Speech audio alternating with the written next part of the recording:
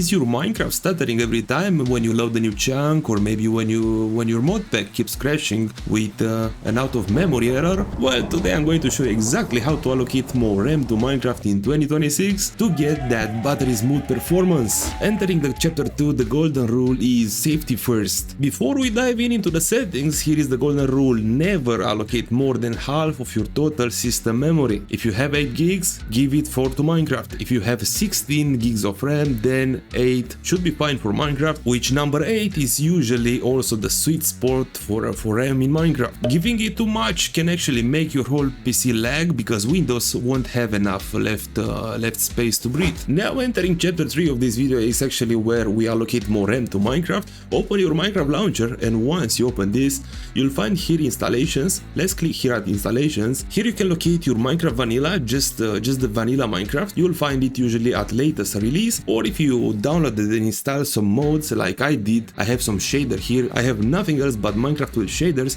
You will have to select which installation you will want to allocate more RAM. In both cases you will have to press on these 3 dots from here, so I will allocate more RAM to my Minecraft with shaders, because also if you use some high-end shaders you need to allocate more RAM to it. Alright, so just press on these 3 dots, now select edit. Now you'll find here down below more options. Let's press on more options and scroll down until you'll find JVM. Here you can locate the code XMX2G, which means Minecraft will receive only 2 GB of RAM by default. Everybody has this code. Now if you want to give it more, you will have to edit this number. You can put 4, you can put 6 if you have some mods, or you can put 8. 8 is usually the sweet spot, alright, but remember, never allocate more than half of your total system memory. So that being said, if you don't know how to check how much RAM you have, right click here on the Windows logo. Now open the Task Manager, and once inside Task Manager, select this icon from here. This is the Performance tab, and if you click right here on the memory,